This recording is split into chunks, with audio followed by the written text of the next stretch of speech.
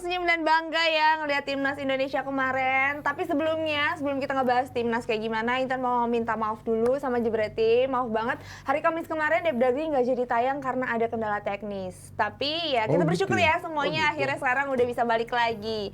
Oke deh, jadi ini udah 2 generasi yang dibawa ya sama Sintayong ke Piala Asia senior sampai masih anget kemarin U20. Kita bakalan bahas hari ini bareng sama Kang Eko Maung sama Bung Yuke. Halo.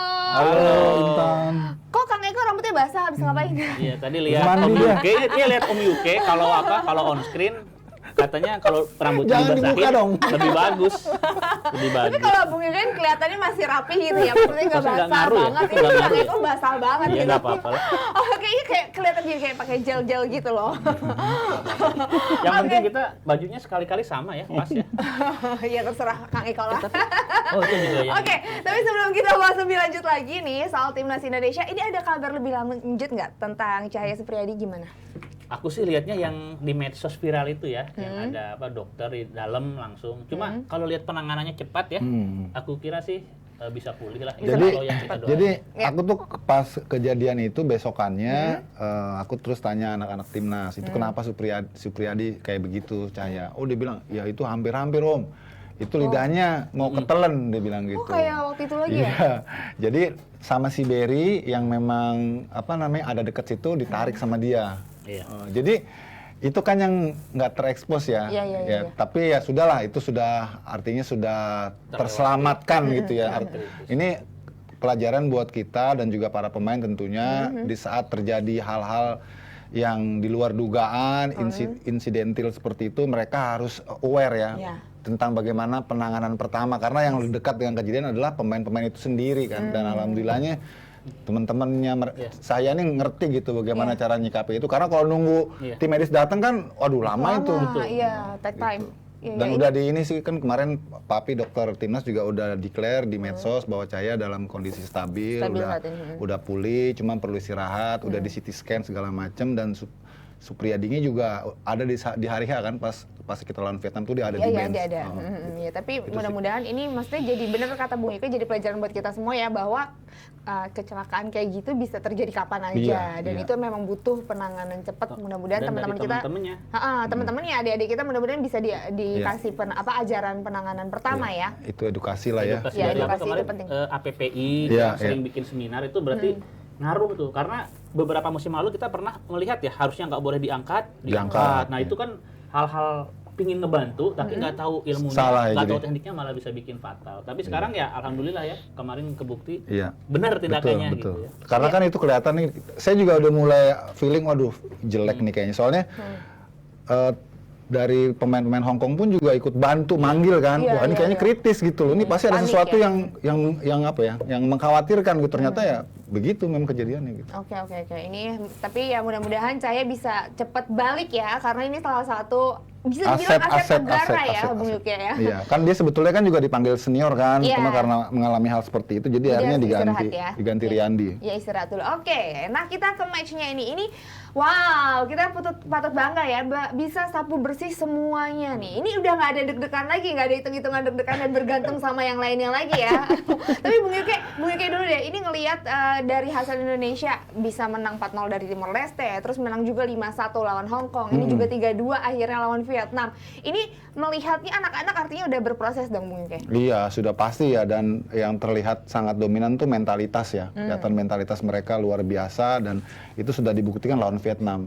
Memang di atas kertas sejak kita lihat drawing, kita ketemu Timor Leste, kita ketemu Hong Kong dan Vietnam, semua orang pasti langsung tertuju kepada pertarungan lawan Vietnam di laga terakhir. Jadi proses ke arah partai puncak itu tercapai karena kita lawan tim-tim yang memang di atas kertas kita bisa coba simulasikan berbagai opsi strateginya gitu loh, sampai kemudian ketemu Vietnam dan disitulah sebenarnya ujian yang sesungguhnya. Dan nilainya menjadi ganda, apresiasinya menjadi double karena saat itu kita memenangkan laga dalam situasi kita tertinggal ya. Iya, Jadi bisa itu comeback itu ya. luar biasa itu. Iya, tadi benar banget menurut Bung Yuke, ini artinya mental adik-adik kita semuanya udah teruji ya. Mereka ibaratnya sudah kalah. Terus kita tahu secara mental Vietnam nih susah dikalahkan, tapi bisa akhirnya ngembalikin keadaan. Kalau Kang Eko sendiri melihat progres adik-adik kita gimana, Kang? Iya, jadi memang susah untuk beda pendapat sama UK ya. Tadi aku udah nyiapin pingin beda pendapat, cuma susah. Jadi terutama masalah mental ya. Ketertinggalan dari tim sekelas Vietnam yang selama ini kan jadi momok, dan track record Sintayong pun sebetulnya nggak bagus ya kalau lawan Vietnam. Tapi kali ini kan ibaratnya pecah telur ya.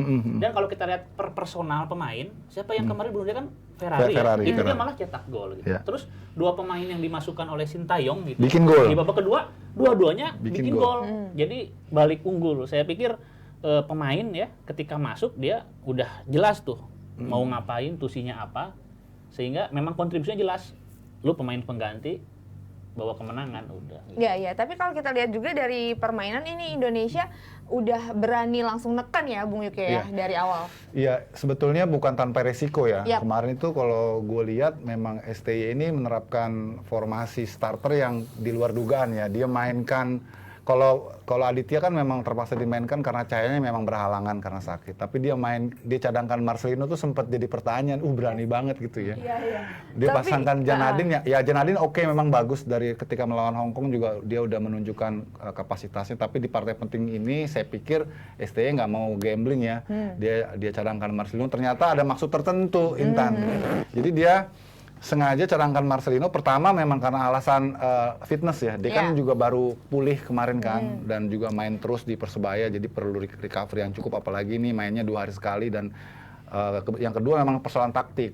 Jadi Janadin sama Arkan ini kan memang punya mobilitas yang luar biasa ya. Diharapkan dia bisa abis-abisan dulu di situ sampai energi Vietnamnya juga ikut kesedot kan. Nah, babak kedua baru Marcelino yang lebih freestyle attacking itu dimainin untuk bisa ngacak-ngacak.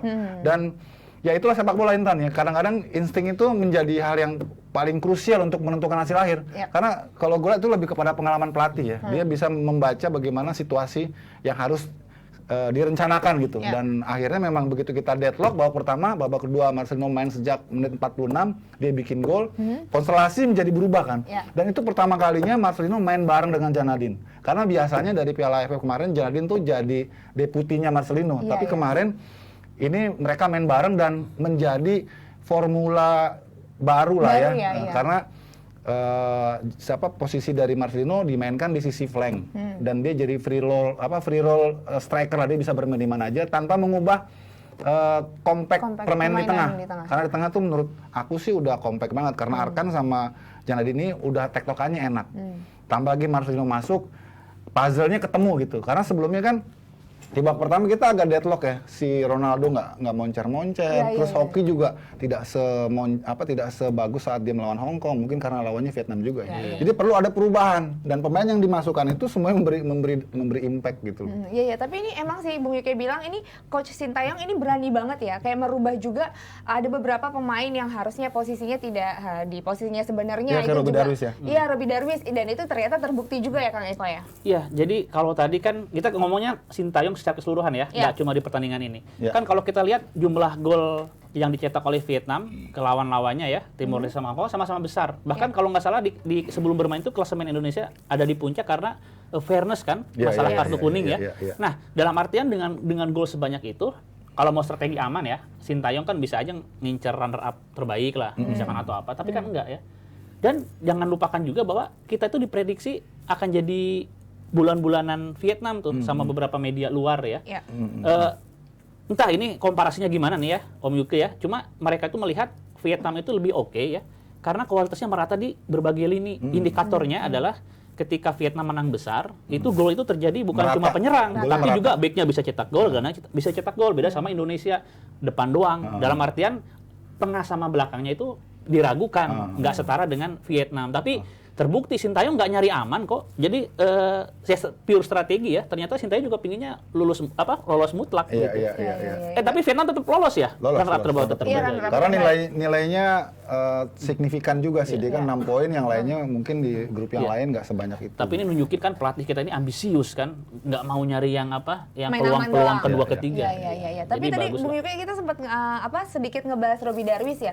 Ini kan Sintayong artinya berani gitu memainkan Robby Darwish di posisi yang dia biasanya kan ada jadi gelandang kan di klubnya.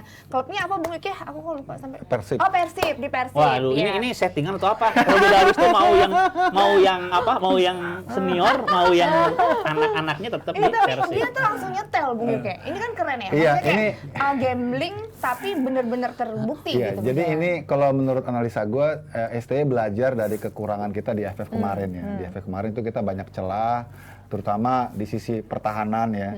Yang kedua di sisi penyerangan. Iya. Tapi pertahanan menjadi fokus STY karena kan kalau kita bisa bertahan bagus, nggak kebobolan, kita nggak kalah. Paling nggak kan benar. itu kan. Terus ini juga jadi shock terapi untuk pemain-pemain di AFF yang kemarin merasa dia sudah settle, ternyata ntar dulu ini ada persaingan juga kan. Iya. Maka muncullah Robby Darwish, muncullah Frankie Misa, muncullah Ginanjar, muncullah Berry gitu ya. Dan akhirnya kemarin tuh kita komposisi inti di AFC kemarin itu 50-50 dengan squad yang kemarin sebelumnya di AFF. Iya. Ternyata hal serupa juga sama dengan Vietnam. Vietnam pun juga separuh-separuh tuh pemainnya. Jadi nggak semua pemain yang dia sukses kemarin di AFF itu dibawa lagi ke AFC ini. Ternyata nggak separuh-separuh juga. Ini kan bagus ya, menciptakan persaingan di dalam tuh bagus. Apalagi ini usia muda, jangan merasa nyaman, jangan merasa tinggi hati. Dan itu sempat dinotis sama Novarianto di medsosnya kan. Iya. Karena sebagian kemarin dalam tanda petik ya quote on quote pemain yang dicoret itu karena attitude-nya nggak bagus. Karena mungkin mereka merasa sudah aman, sudah nyaman, terus nggak disiplin, terus agak ujub gitu istilahnya ya. Kita bilang akhirnya terjadilah seleksi alam yang mana yang lebih siap. Dan kalau kita perhatikan skema terakhir atau skema utama dari STY di AFC yang kemarin itu pemain-pemain yang semua sudah punya jam bermain di Liga 1. Yes. Kecuali Cahya, kecuali siapa lagi ya? Hoki juga sedikit baru sekali main terus. Tapi Ronaldo juga sedikit ya. Tapi selebihnya itu pemain-pemain yang boleh dibilang udah rutin main di Liga 1 ya. Misalnya seperti Ferrari, itu hampir semua game Persija dia main. Robby Darwish sebelum Luis Milla masuk kan dia juga main terus gitu kan. Kakang, terus Marcelino, jangan ditanya deh kan. Jadi ini menunjukkan bahwa pada akhirnya competitiveness pemain itu ditentukan jam terbang mereka bermain di level tinggi. Dan itu yang memang akhirnya menentukan. Nah, sebelumnya di AFF itu banyak pemain-pemain timnas U19 ketika itu yang nggak punya kesempatan main di klubnya. Dan STY belajar itu. Kayak Rusadi kan belum sempat main buat Persela. Kemudian si Frezi juga belum sempat main sama Bayangkara. Jadi banyak pemain-pemain yang memang belum dapat jam terbang gitu. Nah ini AFC bos. Jadi beda nih. Harus pemain-pemain yang punya pengalaman. Maka dipanggillah pemain-pemain kayak Ginanjar, Frankie, Robby Darwish yang udah ngerasain bermain sama tim senior. Iya, ini berarti itu mental ya. Ya, memanfaatkan itu semaksimal mungkin ya untuk mencari mental-mental pemain yang sudah terbentuk kan. Iya, betul. Iya, kalau aku sih ngelihat jadi ada teori ya, teori klasik banget lah tentang bagaimana membentuk tim nasional yang baik. Yang pertama kan adalah pembinaan yang bagus plus kompetisi yang kompetitif ya. Jadi saya pikir ada benang merahnya tuh. Ngomongin konteks pembinaan ini pemain-pemain muda ya. Udah gitu Coach Sintayong cukup percaya ya walaupun Liga 1 standarnya masih di bawah tapi untuk tingkat junior ya sangat kompetitif gitu. Karena lawan-lawan mereka kan pemain asing, senior gitu. Dan yang saya suka dari Sintayong sekarang, dia kayaknya udah menikmati loh. Awal-awal Sintayong datang tuh kan banyak yang meragukan juga. Terus ini kayak ya daripada nggak ada Yusmia gitu kan, udahlah Sintayong. Dan dia kan pasti merasakan itu. Ya luka-luka itu diremehkan tapi sekarang kan udah enggak. Gitu. Iya, jadi gue mau highlight ya. Sebenarnya dua pelatih ini punya kualifikasi yang bagus. Cuman beda pendekatan.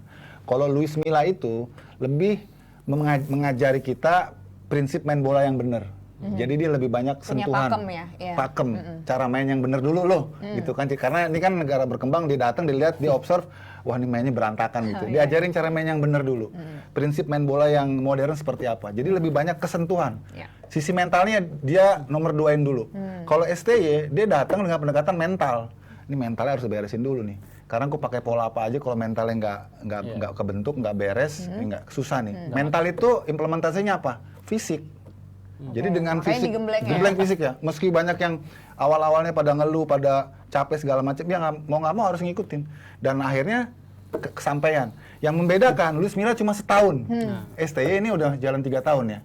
Jadi itu persoalan pendekatan aja. Kalau kita kasih kesempatan pelatih yang punya kualitas seperti Luis Milla atau STY dengan kurun waktu yang mencukupi dia untuk membuild up tim ini, sama-sama kok. Gue pikir sih, maksudnya ada hasilnya gitu loh. Ada hasilnya dari Iya. Sintayong maupun Luis Milla. Iya. Kan Bung Ike kan juga sempat di awal kayak agak cukup meragukan ini bisa masuk nggak nih pendekatan coach Sintayong sama anak-anak, karena kan Iya. beda ya. Maksudnya Iya. bisa dibilang mental kita tuh beda sama pendekatan dari coach Sintayong. Ini artinya kalau Bung Ike melihat saat ini sudah mulai kelihatan hasilnya yang diinginkan sudah mulai mengenal ya karakter Sintayong ya, sudah mulai mengenal.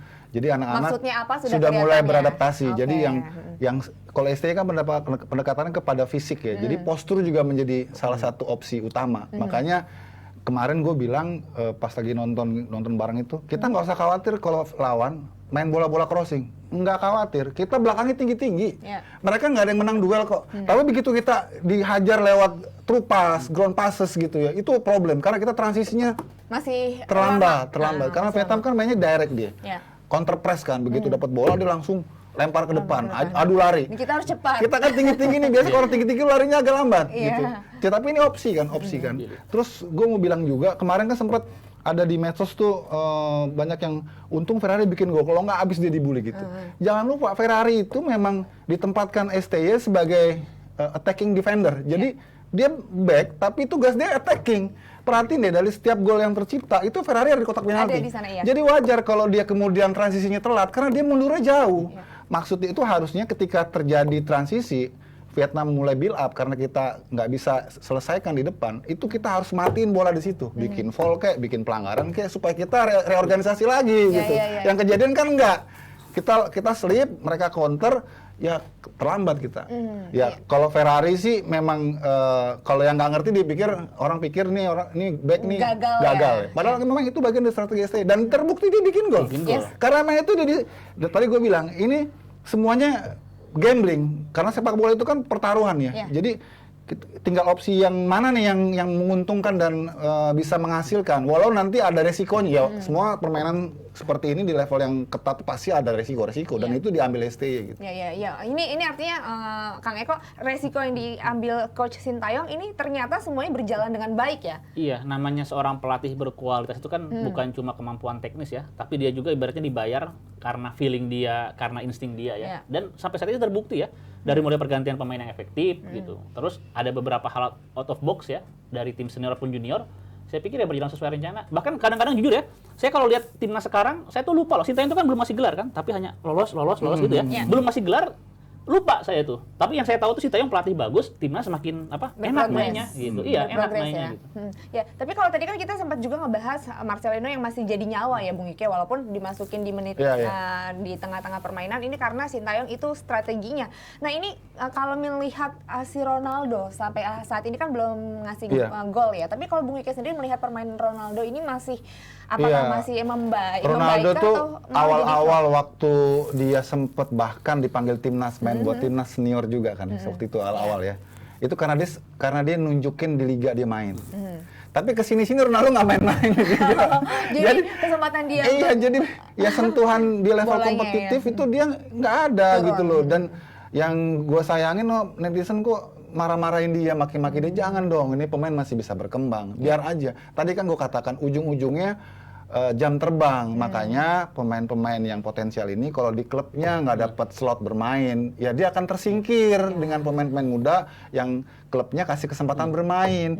Kayak di Persib kan udah banyak pemain mudanya tuh, Kakang, Robi Darus dan seterusnya. Persija apalagi 10 pemain kemarin yang dipanggilkan. Itu kan menunjukkan bahwa tergantung klubnya juga ini. Kalau klubnya nggak kasih kesempatan repot juga. STY harus nyari pemain di mana lagi kan. Nah itu dia, termasuk juga dengan hoki yang kita harapkan sebelumnya dia bisa bikin hat-trick kan, kok lawan Vietnam malam lempem ya. Karena hoki itu belum boleh dibilang. Gue lihat itu dia di PSS Sleman senior cuma main sekali musim ini gitu. Jadi jam terbang belum terlatih lawan yang lebih kuat gitu. Dan kelihatan gue bilang kemarin ini hoki kalau bikin 1 gol aja itu dia bisa menghapus keraguan orang. Kalau kemarin menang bikin hat-trick gitu ya lawannya Hong Kong gitu ya. Hong Kong apa Timur Leste dibikin waktu itu ya.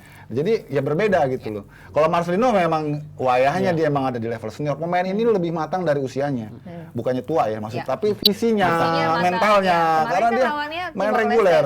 Cuman kan masalahnya dia tetap bisa menunjukkan kalau dia tuh tetap ada skill, dia tetap berusaha dan punya daya juang juga ya. Itu yang harus kita lihat semuanya kan maksud Bung Yuke seperti itu. Iya, hoki kan maksudnya kan. Iya. Makanya sama lah kayak Ronaldo juga kan bisa menari-nari gitu ya. Lawannya siapa dulu gitu kan. Nah, ini bagus karena nanti di Piala Asia di ajang yang sebenarnya lawannya jauh lebih kuat kan. Apalagi kita kalau kemarin gue sempat baca itu di beberapa media udah ngangkat tentang asumsi draw yang akan kita dapat ya. Berat-berat lah. Iya, lawannya berat-berat itu katanya. Karena Jepang masuk pot 2. Iya, dibilangnya terhormat, tapi ya berat ya. Dan ingat ya bahwa kita lolos Piala Asia dulu 19 ya, sekarang U20 ya. Itu bukan jarang-jarang, kita sering.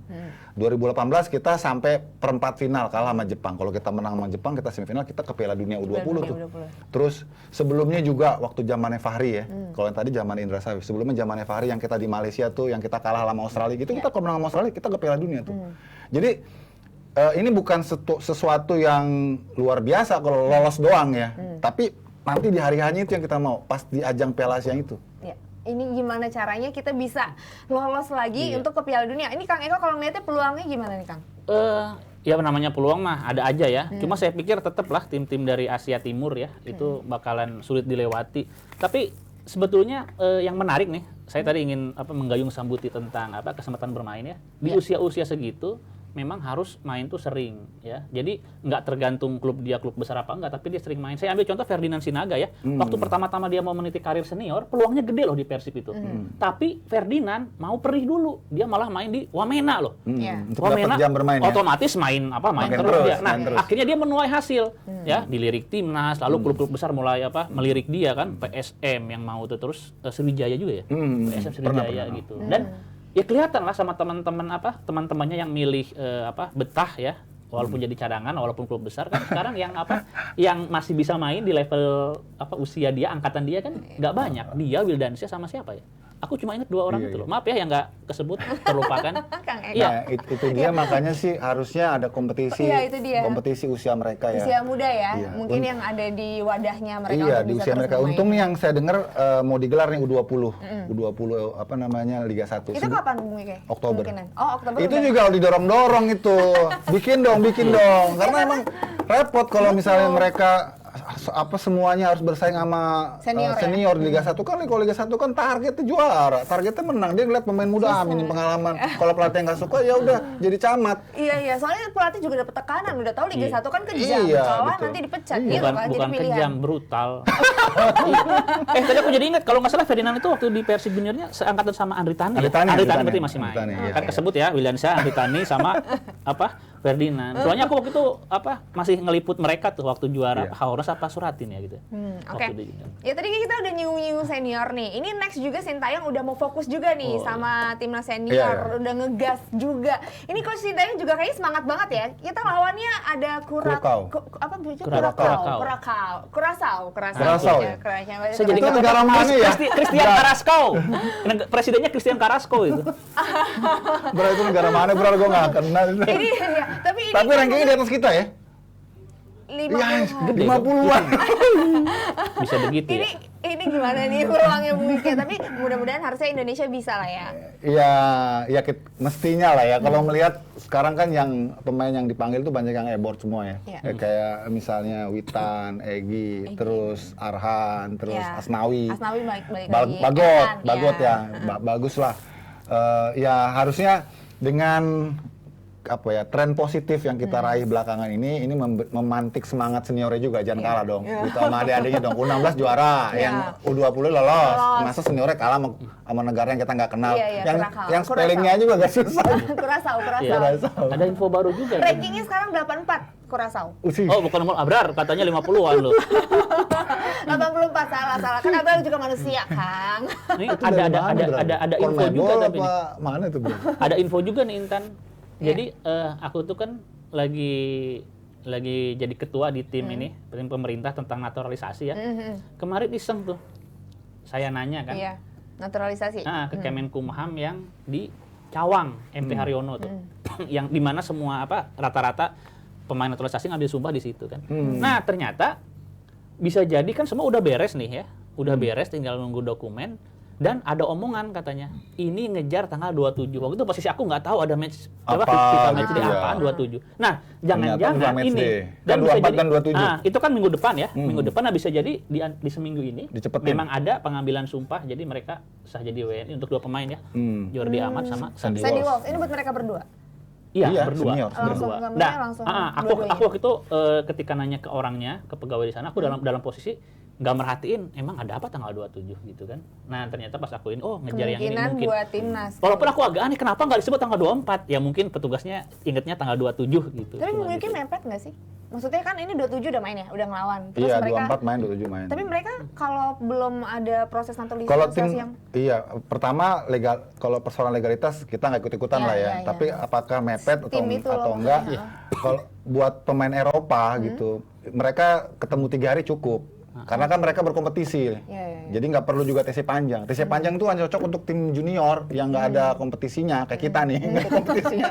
Jadi mau nggak mau harus dapat sentuhan bola tiap Iya, hari kalau ya. untuk senior, ya mereka Latihan. main liga ya paling ngumpul, kan memang FIFA Matchday Iya. juga begitu, 3 hari latihan main udah gitu. Dan kelakuannya kan diharapkan profesional, latihan, kebugaran, fitness, Iya, kejagaan. mereka udah ini Untuk tinggal selama mereka nggak taktikal main aja ya. kan, tinggal Iya, iya, taktikal iya. aja. Oke. Ini tapi peluang lawan Curaçao ini kan Curaçao ini ya kita aja namanya kan Kita, ibaratnya kurang terlalu betul. familiar ya untuk apalagi kalau ngelihat bagaimana taktikal mereka atau gimana nih Iya, itu STI sendiri mungkin susah kali nyari analisis videonya. Di YouTube kagak ada. Jadi lebih fokus ke permainan sendiri aja sebenarnya sih. Kita mau lihat nih STI bikin apa lagi di senior nih. Dia udah bikin sesuatu di junior, sekarang di senior kayak gimana lagi patternnya nih. Kalau Iya. kemarin sih dia coba berbagai pola ya, dicoba berbagai variasi, dia coba berbagai komposisi pemain dan Mainin sukses nama-namanya. gitu. Nah kalau di senior ini gue pikir sih nggak akan jauh-jauh pemain-pemain utamanya sih itu Iya. juga gitu ya. Ya ini ya. Kayak ada Elkan Bagot, kemudian ya di belakang itu pastilah dia. Kipernya mungkin Nadeo ya kan. Terus Asnawi pasti main starter, terus Ricky Kambuaya, Arhan, Maklok itu mungkin. Ini udah komposisi ideal ya. Iya. Kalau aku lihat ya. Oke, ini Rafli main lagi. Cuman memang ada beberapa yang dipanggil lagi. ada beberapa yang menjadi pertanyaan dan menarik ya jadi bahan diskusi gitu di medsos. Kenapa Andri Tani nggak dipanggil? Oh iya. Iya. Andri Tani. Masa gara-gara kejadian kemarin? Enggak lah ya. Enggak, ini Dan itu era Sintayong udah pernah belum sih? pernah. Belum pernah kan ya, kenapa tuh? Ya nggak tahu, itu kan lebih ke tes ya. Selera ya, Pelatih selera. kiper lah pasti itu yang kompeten iya. untuk menjawab sebenarnya. Cuma dari faktanya saat ini di Liga 1 itu ranking pertama savingnya dan timnya juga bagus tetap Andri Andri Tani. Iya. Kemudian yang kedua itu Riyandi. Yang ketiga itu Miswar Saputra di PSM. Nah itu Riyandi nih kalau kemarin misalnya Cahya nggak cedera, mungkin Riyandi juga nggak kepanggil Nggak tuh. kepanggil, iya. Itu juga jadi pertanyaan. Tapi it's okay, pelatih punya tes sendiri, punya pilihan sendiri dan pemain-pemain kiper yang dipanggilnya juga bagus-bagus.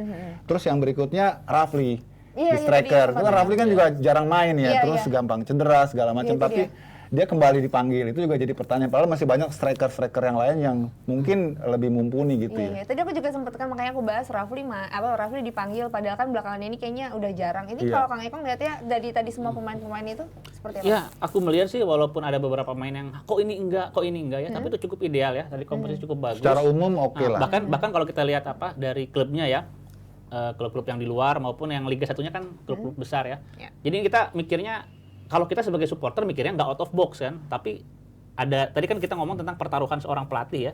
Nah, saya pikir bisa jadi ada trust ya, ngasih kesempatan dan yang Andri Tani itu tadi aku hampir saja mengatakan bahwa ini masalah selera, tapi kan ada pelatih kiper ya. Nah, mungkin ada pertimbangan lain kan. Tadi kalau misalkan jadi sering juga kan di timnas yang Eropa juga ada pemain bagus Nggak nggak dipanggil-panggil, itu bisa jadi masalah selera. Nah, tapi kalau buat kiper saya nggak tahu deh. Kiper juga sama, pasti pelatih kiper punya apa Klasifikasi sendiri ya. Iya, mungkin dia lihat dari posturnya, dia mungkin kalau feeling gue sih mungkin dari postur kali ya. Kalau Andri Tani kan agak tebek gitu ya. Mungkin mungkin pelatih kipernya ngerasa nggak terlalu ideal atau gimana. Karena kalau dari sisi teknik, skill dan prestasi dia udah buktiin. Iya. Mau gimana lagi? Iya, Yang penting kiper kan clean sheet terus saving, udah kan itu paling mudah untuk nilainya kan gitu. Iya, iya, iya. Kalau dari postur fisik ya itu kan selera gitu. Lagi, iya. Mungkin lebih suka yang model kayak Nadeo gitu Iya, ya. yang slim gitu ya. Iya, bener. Jangan-jangan Adeo masukan dari Intan bukan? Bukannya dipanggil. Yang bener aja Kang, nggak bahasanya Coach Sin aja nggak bisa. Tapi dia bagus sih Tan, promosin juga kayak Ramadan Sananta ya. Iya. Yang pemain PSM muda itu kan. Iya. Terus Ferrari juga dipanggil juga. Ferrari ya, iya. Ferrari baru debut ya kalau di senior. Senior, iya. Di senior iya. baru Kalau kan? Marcelino kan udah pernah main. Iya, Marcelino udah pernah Kemarin sebelumnya. yang waktu Piala Menpora. PSM kemarin jago dibikin ada gol penalti. tuh Iya. belakangan, bagus.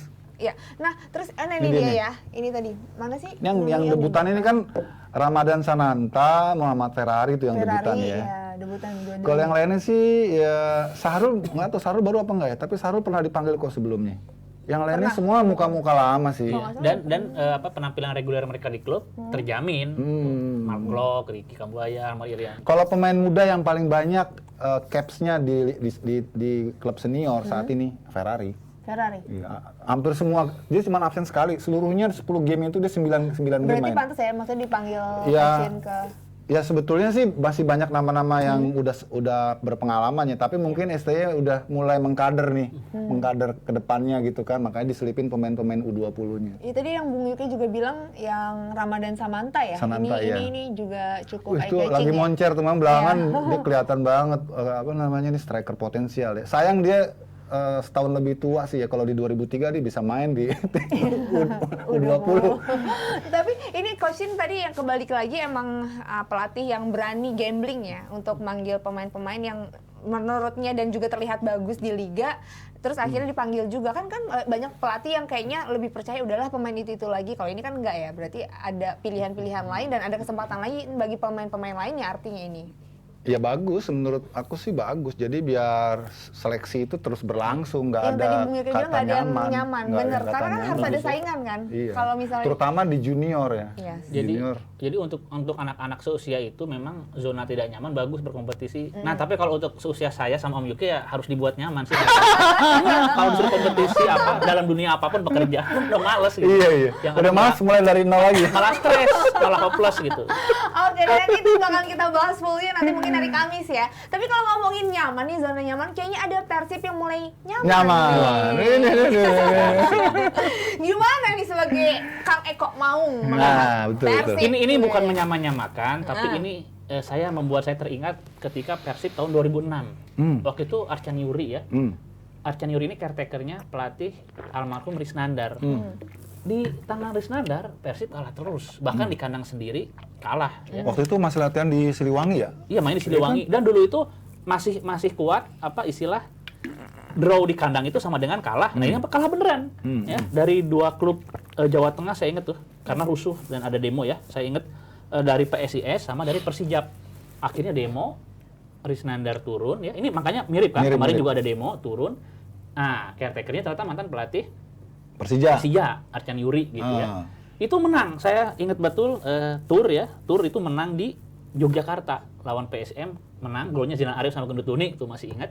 Terus 2 kali main di kandang lawan Arema, lawan Persekapas menang. Nah, kayak di caretaker langsung menang 3 kali berturut-turut itu mirip gitu. Iya. sekarang Mila juga sama. 3 kali Iya, menang iya, berturut-turut 3 kan. Iya, tadi ini klasmennya. Ini hasil. Ini hasil dari kemarin secara keseluruhan ya. Terus kita lihat yuk klasmennya sekarang. Ini dia Persib di posisi ke-8. Tapi poinnya kalau dibilang poinnya ya lumayan ya 16. Untuk skuad seperti Persib sebenarnya nggak pantas ya, startnya buruk sekali kan. Cuma ya Apa Tapi boleh kan buat dalam udah kondisi kejadian, udah udah mulai happen gitu. udah mulai stabil ya, let's see lah gitu. Berarti saya bisa mengatakan Persib itu ya startnya baru sekarang gitu. Iya, Bung Yuki, tapi ini dengan masuknya Coach Luis Mia ini sosok pelatih yang emang udah tepat banget ya Iya. buat Persib Bandung. Sebenarnya gue ngerekernya bukan menang lawan Rans atau Barito ya. Gue ngerekernya menang lawan Arema. Iya. Karena kalau Rans lawan Barito mereka sendiri punya problem secara internal ya. Jadi buat Persib ya nggak ada pilihan, harus menang lah. Nah begitu lawan Arema itu baru kelihatan. Di kandang Arema Nah, lagi. di kandang Arema lagi. Yang menonjol terlihat itu spiritnya sih. Pemain itu mau kerja. Jadi nggak ada yang easy gitu loh. Dan Luis Milla kan butuh, maksudnya bukan. Pemain itu butuh pelatih yang punya karisma, punya story sukses ya. Kalau Luis Milla, lu siapa berani ngelawan Luis Milla? Emang lu siapa gitu kan? Dan Persib kan ini hebat-hebat semua. Perlu pelatih yang juga kuat gitu loh. Figurnya, karismanya, prestasinya gitu. Luis Milla tertolong gitu ya dengan profilnya dan pemain respect ngikutin mainnya. Dan dia ubah beberapa komposisi kan di belakangnya. Kayak si Jepang tuh satu jadi main fullback ya. Tapi luar biasa itu main itu. Terus dan yang perlu dicatat ya sebetulnya kemarin tuh Beckham tuh nggak fit. Tapi dia masukin Beckham, Berani. bertaruh kan, beresiko. Dia Beckham bikin gol. Terus dan akhirnya Persibnya menang gitu. Nah itulah pelatih-pelatih pengalaman itu. Dia mainnya lebih ke insting. Karena kalau kualitas pemainnya udah dia udah tahu gitu. Iya, ini tapi juga kan si Febri dulu kan disebut-sebut anak sayangannya Luis Milla. Nggak ada cerita dia nggak perform diganti. Ya benar-benar. Ini maksudnya berani dan juga secara objektif ya menilainya. Terus juga Coach Luis Milla kan kita sempat bahas ya Kang Eko ya. Kalau Coach Luis Milla ini kayak nggak bisa ditebak gitu loh. Kayak berani gimana merotasi. Tiba-tiba dia main merotasi kan. 3-4-3. Iya. Coach RD aja mengakui kaget. Tadinya kayaknya 4-4-2 tapi kok 3 di belakang gitu. Nah, terus yang menarik ini Coach Luis Milla ini mengakui loh. Ya mengakui sekalipun kemarin lawan Arema menang kan, golnya juga di babak kedua akhir-akhir, dia tetap mengakui masalah fisik masih bermasalah. Kalau kita lihat babak kedua tuh kedodoran jauh lawan kemarin Barito ya. Itu Persib lihat malah kebobolan 2 gitu kan. Nah, terus tadi yang paling oke ya sebetulnya saya pikir memang kejelian nih, insting kejelian. Sato itu waktu sama Albert itu kan di plotnya ikut nyerang ya. Dominannya kemarin disiplin ya. Jadi back aja full bagus dia. Iya, ini maksudnya berarti benar-benar emang pelatih itu sangat berpengaruh ya. Iya, terutama untuk tim-tim besar ya. Kalau tim-tim besar itu harus dilatih pelatih pelatih besar. Jadi pemain respect. Kalau pelatihnya sejajar aja ya, susah ngaturnya. Ya orang Indonesia gitu loh. Ya betul. Saya ngalamin banget di beberapa klub ya.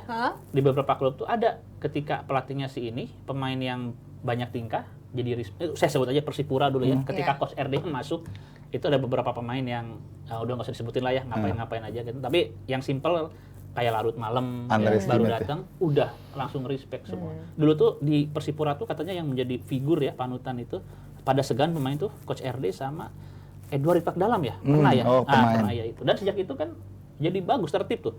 Kayak siapa Boas lebih disiplin dan lain-lain. Iya. Gitu. Perlu sih kita pelatih dulu kan ada istilah pemain marquee player. Kita juga perlu coach yang marquee coach. Jadi belum apa-apa. Thomas Doll, Luis Milla. Belum apa-apa. Besok Salvi lah kesini. Belum apa-apa pemain udah pingin nunjukin gitu. Udah pingin nunjukin. Kalau Liverpool masih gitu-gitu ya kesini sih. Tuh kalau enggak, aku tuh Bora Milutinovic masih hidup. Enggak tahu deh. Siapa?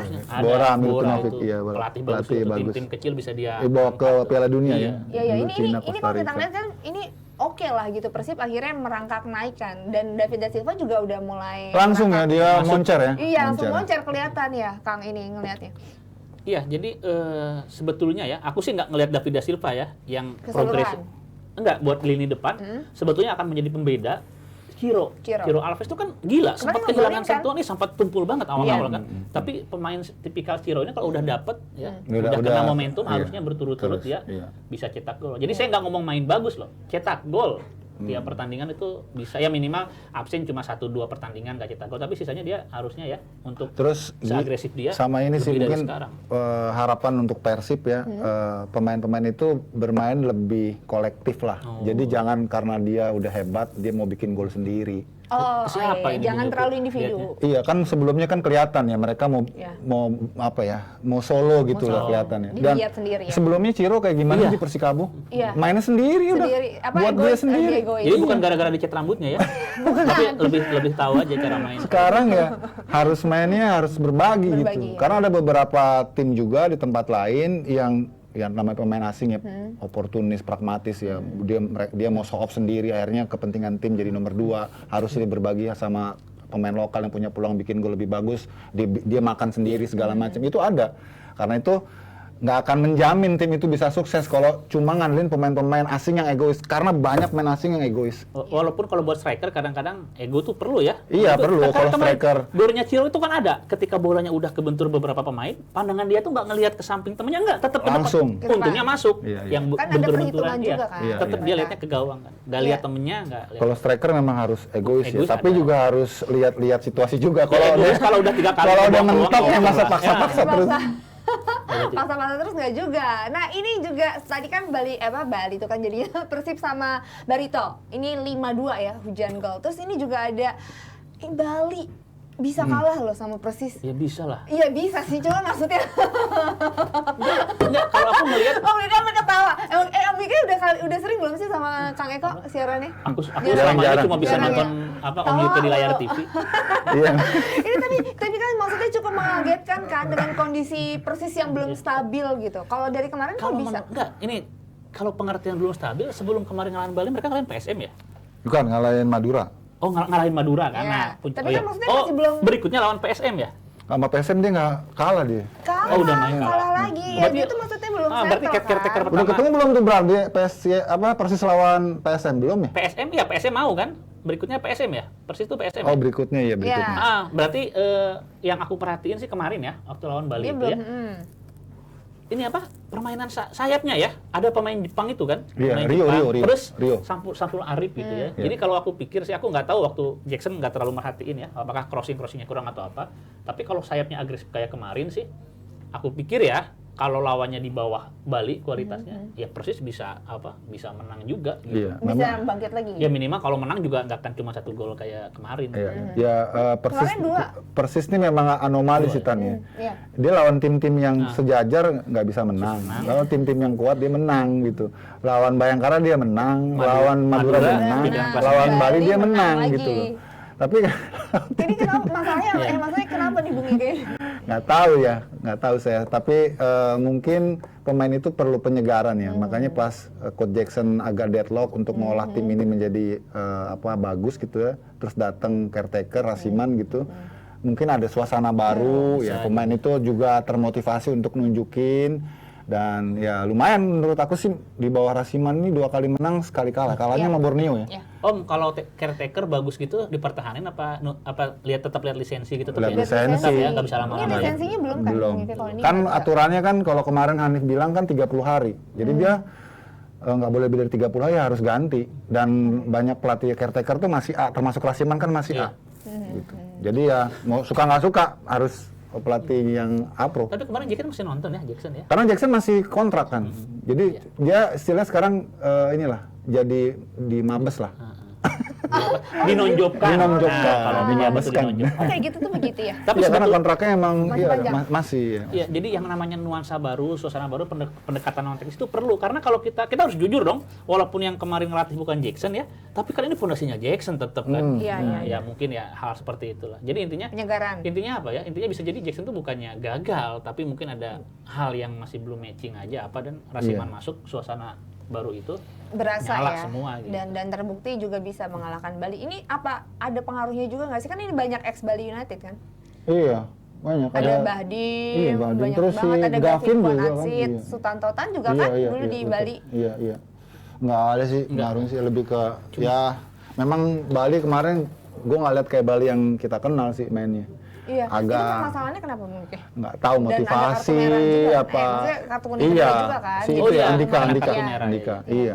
Itu termasuk keuntungan yang didapat Persis ya, ketemu Bali dia main relatif lawan 10 orang ya, terutama pas babak kedua kan pure ya. Iya, Jadi pure semuanya. Bali kelihatan sulit juga untuk bisa menyeimbangkan komposisinya kan, harus menggendong satu pemain yang keluar dan ini memberi keuntungan buat tuan rumah yang memang lagi butuh menang gitu loh. Iya. Ini ngeliat juga ya dari pas udah kehilangan satu pemain, Bali juga makin sulit kan Kang Eko main. Iya, kalau itu kan otomatis ya, jelas kurang pemain. Tapi tetap sih saya dari tadi saya ucapkan, saya lihat mainnya Samsul Arif sama yang Jepang itu Bagus paling ya. signifikan saya pikir dalam pertandingan. Ya ini seru ya, emang nggak bisa ditebak namanya main bola. Iya, Ini juga Persis juga. Kenapa? Iya, Persis itu kan sebetulnya sering kita omongin ya. Skuad mereka tuh sebetulnya untuk Liga 1 udah oke dari Oke, dari musim kemarin iya. ya. Cuma ya harus dilalui kan tahapan Liga 2. Nah, yang nggak saya nyangka itu memang penampilan mereka angin-anginan ya. Angin-anginan sampai sekarang gitu. Oke, kirain Kang Eko masih panjang ngomongnya. Oh, Oke, enggak minum dulu. dulu. Oke. Ini juga ada Persebaya yang harus kalah sama Rans. Wow, ini kemarin juga sempat ada ribut ya setelahnya ya. Iya. Udah sengaja Ya, pakai mungkin. ini. Iya. Kemarin kita sempat mau bahas tapi karena kemarin ada kendala kan. Ini tuh murni memang karena Rans udah terlihat membaik atau apa nih mungkin? Atau masalah justru malah tekanan ada di Persebaya kan dituntut menang kan? Iya, bermain di kandang sendiri Iya. dan performa Persebaya juga lagi jelek ya. Wajar sih memang karena ini kan Aji membentuk skuad baru ya. Banyak sekali lah mayoritas pemain-pemain baru. Jadi dia masih terus mencari bentuk formula terbaik dan sayangnya belum dapat nih sampai kemudian datang hari itu di mana di luar dugaan kalah dari Rans yang sebenarnya juga suffer juga sebelumnya kan nggak menang-menang kan. Nggak menang-menang, Itu akhirnya memuncak lah ketidaksabaran dari supporter yang berujung fatal sih menurut aku sih fatal. Ngerusak Enggak, kan itu maksudnya ya kalau itu sih stadionnya kita ya? udah sering lihat lah kalau merusak mah sering lihat. Oke. Udah Cuman biasa yang di luar dugaan tuh CEO-nya mundur. Oh iya, sampai kan mundur. Azrul kan. Iya. Itu fatal menurut Ini aku sih, maksudnya fatal. Bung Yuki maksudnya sampai CEO-nya memutuskan untuk mundur, ini apakah merasakan tekanan atau merasa gagal sendiri? Kalau ini opini gue ya. Ya opini ini Capek dia. menghadapi tekanan yang menghadapi begitu besar tekanan dari yang supporter. agak frontal ya, Oke, capek oke. dia. Dan ini presiden yang nggak bagus lah untuk industri sepak bola karena anak-anak muda yang punya visi bisnis bagus, terus akhirnya berhenti gitu ya. Kayak sebelumnya juga Atta Halilintar kan juga berhenti Iya. gitu kan, dilihat aduh kok iklim industrinya kayak gini gitu ya. Tekanannya Kita besar udah banget habis ya. kita udah habis invest banyak banget tapi kok feedbacknya kayak gini gitu. Iya. Ini yang gue pikir fenomena yang sampai sekarang belum ada pemecahannya tuh. Karena kalau seperti ini terus ya siapa yang mau invest di Takut di sepak sendiri. bola gitu loh. Dan Persebaya ini tim besar, pasti perlu figur yang kuat gitu loh. Dan kemarin alasannya supporter kan yang dituntut mundur tuh manajemen, maksudnya manajernya si siapa sih Alkatiri itu kan. Terus cuman dikatakan sama Azrul tuh ya manajemennya saya juga manajemen gitu Iya, kan. waktu itu kita kayaknya ngobrol Iya di sini. Saya juga Baik, manajemen iya, gitu. Jadi dia bagus. merasa terusik juga. Ya sudah, kira-kira bahasanya kalau lu gitu maunya udah gue kasih ke lu dah. Tapi kan dia bilang gue selesaiin sampai musim ini berakhir. Persoalan Gentle ya itu ya. tanggung jawabnya kan. Tanggung Tapi jawabnya. setelah itu harus dipikirin siapa yang mau ngambil Persebaya Nah nih. itu siapa tuh? Nggak tahu kalau kayak begitu pendekatan ininya orang juga takut kali. Iya akan lebih bagus kan? Iya. Ya untuk mencegah banyak DM masuk ke Instagram, saya nggak akan komentarin kelakuan boneknya ya. Saya nggak akan komentarin lah, itu ekspresi yang bukan pertama kali kita lihat lah ya. Kalau di Surabaya, di Bandung gitu, Iya. seperti itu. Cuma kehilangan Azrul ini memang sesuatu yang rugi saya pikir ya. Iya. Kalau kita lihat kan Azrul ini kan sebetulnya dia itu nggak butuh-butuh banget sebetulnya ya. Punya visi bisnis bagus dia itu tuh. kan di basket udah oke, Ya. usaha-usaha yang lain. Nah dia itu ingin mencoba sesuatu yang menantang loh, yaitu bisnis di sepak bola. Dan kalau kita lihat ya dari mulai sponsor yang nempel, Iya. terus ketika dia jadi bicara di mana-mana, dia kan udah punya cetak biru yang jelas. Iya. Dan cetak biru itu nggak bisa setahun 2 tahun Betul, dong. betul, betul. Nah itu jangka panjang ya, jangka panjang biar nanti ketika udah nyampe titiknya jadi settle Gitu. gitu. Dia kan Nah, mau IPO juga rencana kan. Iya. iya. Nah, IPO juga itu ngaruh tuh ya rencananya. Nah, tapi kan ekspektasi supporter tuh nggak seperti itu ya. Makanya saya sering mengatakan salah satu klub yang berhasil mengkomunikasikan jangka panjangnya ke supporter Persija. Saya nggak tahu komunikasi seperti apa antara Pak Prapaja dengan Jackmania. Tapi kalau kita lihat ada gitu, ada meredam ya. Ada Yang meredam supporter itu adalah ngeklik ya. iya ada konten-konten dari pengurus yang membuat meredam. Nah, kalau kita lihat bonek ini kan mirip Bobotoh ya. Garis komandonya nggak satu gitu, nggak banyak satu ya. kan. Banyak bonek sama Bobotoh tuh mirip, ada Jadi beberapa susah kelompok. Jadi terkontrol susah. ya? Nah, inilah yang kadang-kadang kalau hasil di luar dugaan meledak. Nah, kalau Jackmania juga banyak yang aduh kalah atau tapi mereka bisa diredam nih sama pengurus Jackmanianya kan. Akhirnya manajemen lebih leluasa dan hasilnya udah mulai kelihatan nih. Mereka ngelepas piala presiden tapi sekarang Tapi Persija makin- supporternya ngerti ya. Ngerti. Paham, iya, iya. Wah, langsung ada komentar Waktu itu nih, pernah Eko diundang- Macan tuh, dasar Eko Iya, Macan. betul, Eko Macan. Tapi kan emang waktu itu pernah diundang ke sini kan, pernah bilang juga katanya waktu itu via Zoom. Via Zoom, Pernah via Zoom. juga katanya emang kita punya visi yang Nah, panjang, minta untuk sabar dan emang membuktikan kan kali ini. Nah, kemarin juga nih kalau ngomongin Persija, tapi Rans dulu deh. Rans ini aku lupa, Rans belum dibahas.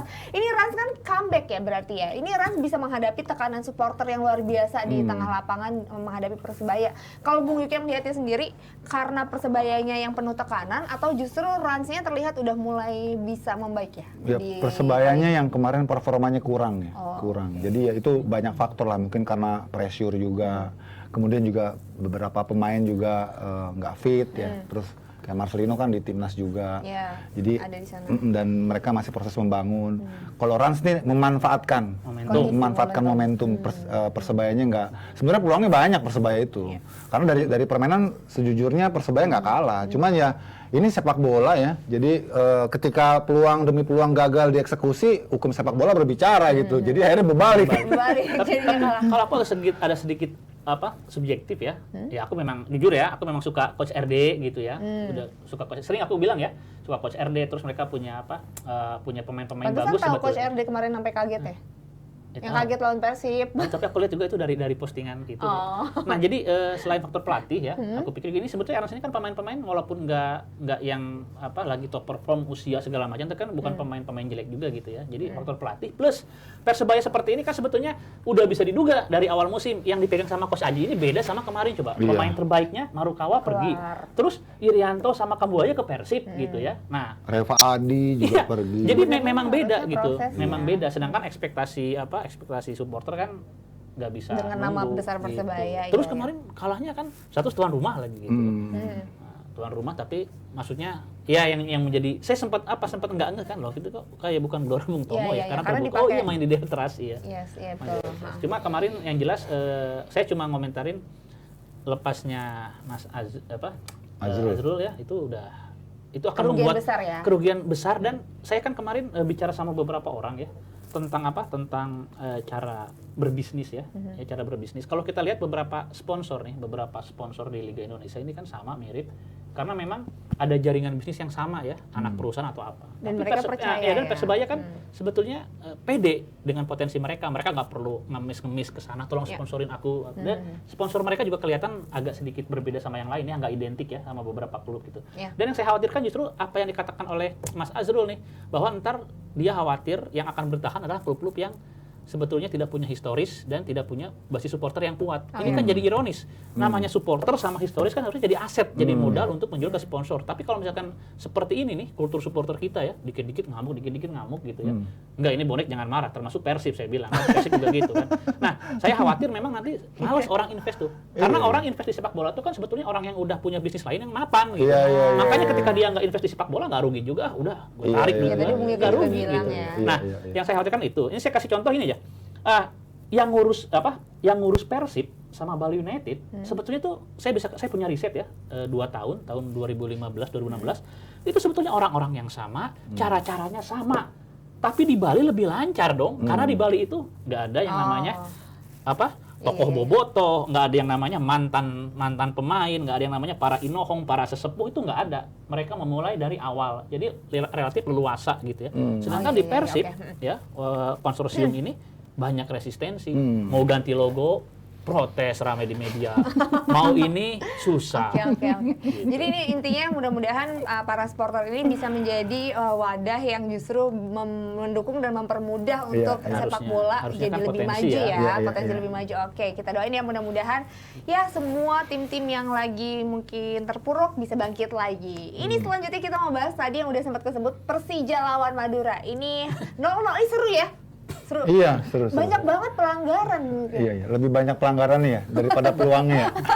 Iya, ini ada juga kan sampai Madura juga menyoroti wasitnya. Ini kalau Bung yang lihat pertandingan kemarin gimana? Wasitnya ngambil resiko sih. Sebenarnya waktunya udah habis, injury time pun. Kenapa nggak dihabisin gitu loh? Sampai kemudian kejadian Andri Tani blunder, akhirnya bola itu kemudian ditendang. Jadi aja pada berdiri. Iya, dan saat bola itu ditendang, wasit tiup gitu loh. Untungnya itu bola mentok tiang tuh. Coba kalau bola itu langsung masuk, lebih rame lagi. Itu aja nggak masuk, dikejar gol masih diributin gitu kan.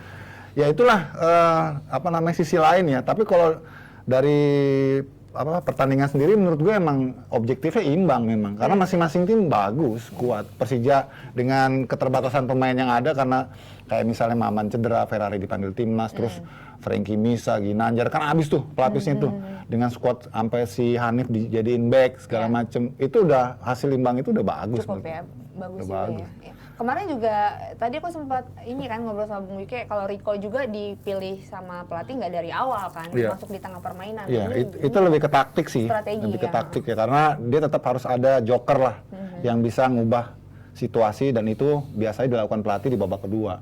Karena kan mayoritas nih pemain-pemain kita tuh nggak ada yang tahan main 90 menit Spartan, nggak ada yang tahan. Nah, ini balik lagi ya. Jadi harus ada yang pemain-pemain baru masuk yang lebih segar gitu, yang bisa mengubah Itu dipilih peruntungan Eko ya. Ya, Kang Eko. Iya. Ini kemarin kan tensinya tinggi banget nih, Kang. Tadi Iya. Bung Ika bilang banyak pelanggaran ya. Jadi waktu itu kan suasananya kan seperti Persija bisa menyalip ini kan. Iya, kalau menang jadi ya. klasemen Iya, kan iya, dari iya, klasemen.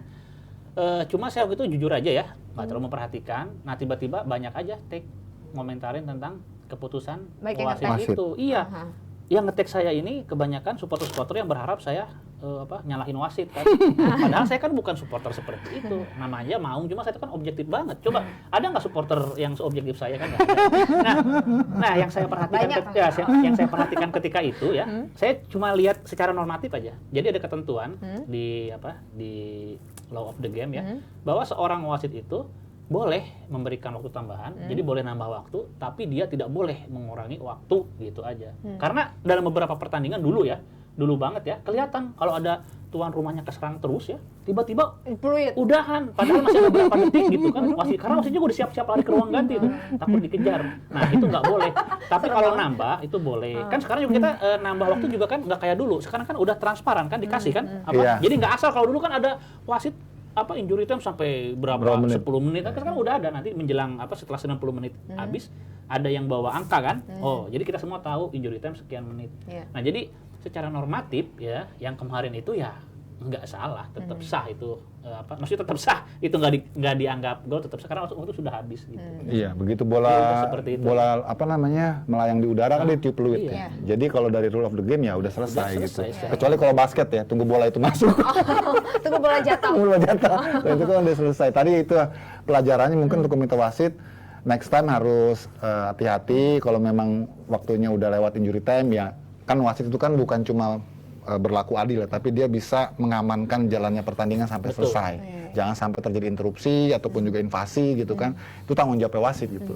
Dan jangan ngambil resiko juga kalau udah habis ya udah habis aja. Apalagi itu injury time. Iya. Itu udah lewat injury time loh. Itu kan Iya, beresiko udah dia. Beberapa Beresiko, lama ya, iya. ya. Ya ini juga tapi pertandingan ini jadi tribut perpisahannya Ismet ya. Oh di iya sosial. iya. Ini Berapa Kang Eko, tahun? 21 tahun apa ya? Iya, udah lama banget. Lumayan Tapi aku lama. nggak tahu berapa tepatnya, 20-an lah. Tapi aku nggak tahu tepatnya berapa. Cuman ini kayak sesuatu yang ini juga emosional ya buat pemain-pemain, Iya. manajemen juga pasti sama. Ini juga supporter kan. Iya, di era sepak bola profesional ya, ada pemain memperkuat klub lebih dari 10 tahun itu langka dan jarang kan, sangat ikonik gitu ya. Nah, Bang Ismet One man team ya. udah sampai di fase itu. Saya pikir akan sulit disamai oleh Siapapun, pemain ya. lainnya di Persija lah khususnya gitu. Nah, untuk Ismet sendiri saya pikir di karirnya udah lengkap ya. Di timnas oke, terus menjadi legenda di salah satu klub besar juga udah oke gitu. Cuma yang saya ingat tuh Ismet Sofyan ini bisa memainkan emosi orang lain. Dalam beberapa kali tuh saya yang kejadian ada supporter meninggal tapi bukan Persija tuh. Iya. Supporter Persib yang terjatuh dari Tribun ya. dari tribun ada tuh di Gelora Bung Lautan Api ya. Iya. Itu kelihatan banget tuh. Ismet tuh ngebentak-bentak pemain Persib dan pada nunduk pemain Persibnya itu. Pada Ya, nunduk. dia punya karisma mungkin karena sendiri, senior ya, atau apa. ya.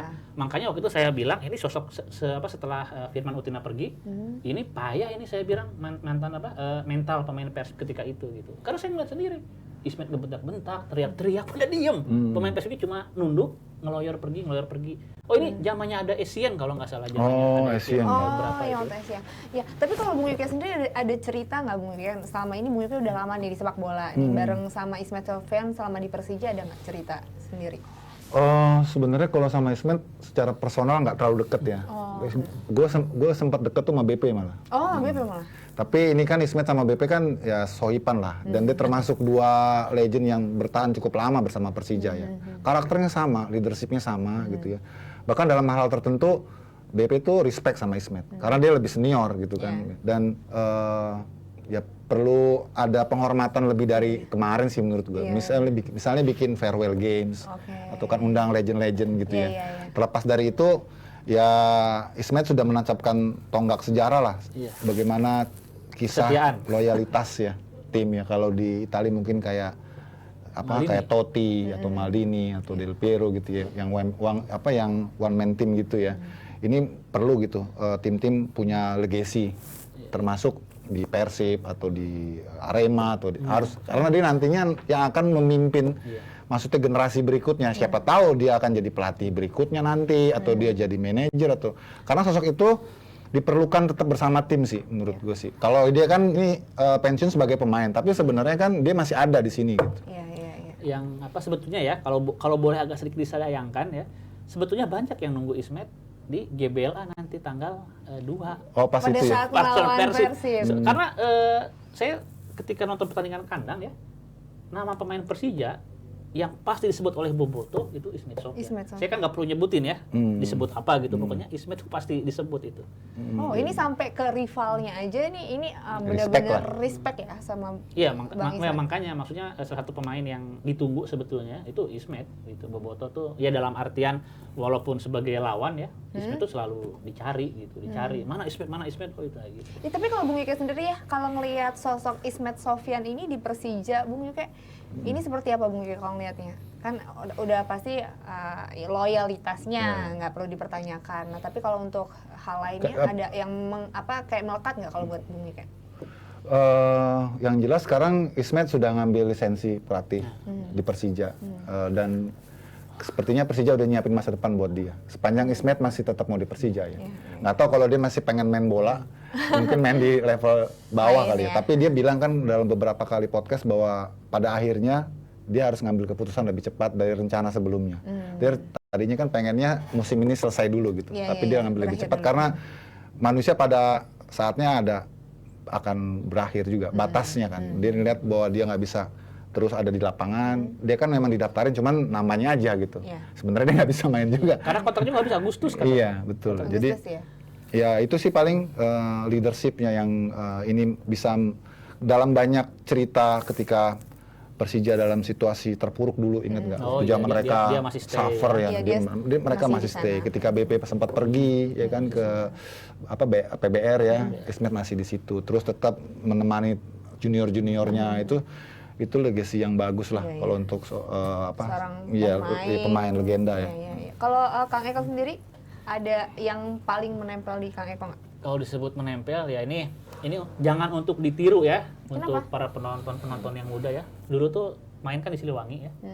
2 pemain yang kalau itu kan supporter tuh bisa cepat masuk ke Siliwangi tuh. Dulu tuh pernah Persib tuh kalah ya di kandang sendiri, gawang dibakar segala macem. Yang dicari tuh 3 orang yang dicari tuh. Ismet Sofyan, Bambang Pamungkas, sama Hamka Hamzah. Mau diapain? Hah? Ya enggak ya pokoknya tapi ya itu makanya separah-parahnya supporter Bandung ya kalau udah ada cuma neriakin doang, nggak berani nyentuh gitu. Oh iya. Bahkan Bambang juga kan jalan ke ruang gantinya juga sama saya. Aman-aman aja. Iya aman-aman aja gitu. Nah jadi kalau Intan nanya apa yang diingat, crossingnya ya. Saya tuh nggak tahu sama pemain-pemain yang sekarang saya nggak terlalu merhatiin. Cuma dulu tuh ada 2 pemain yang ketika dia transisi abis berlari nggak perlu lagi ngelihat ke arah kotak penalti, crossingnya bagus tuh Ismet sama Sony Kurniawan yang Sony Kurniawan. Nah, Sony Kurniawan itu dulu tuh sempat memperkuat dream team PSPS ya. PSPS terlebih di Persib dia tenggelam. Nah, 2 pemain ini saya pikir untuk crossingnya ya setidaknya sampai yang saya ingat itu masih nggak tergantikan. Sekarang jago crossing siapa? Tom Yuke? Jago crossing siapa di Indonesia sekarang? Pemain lokal? Belum ada kayaknya. Iya, kalau saya tetap Ismet sama Sony Kurniawan. Tetap. Oke deh, kita doain mudah-mudahan sukses terus buat Bang Ismet. Nanti kita bakalan bahas lebih dalam lagi ya kalau soal timnas juga. Nanti kita doain timnas bisa menang ya. Amin. Lawan Curaçao. Kita doain semua tim-tim Liga 1 juga sukses. Kita kalau menang poinnya nambah gede nih karena kan lawannya di atas ranking kita kan. Iya. Mudah-mudahan menang ya makanya ya biar bisa naik lagi rankingnya. Oke, terima kasih juga tim udah nonton. Sampai ketemu lagi hari Kamis. Dadah.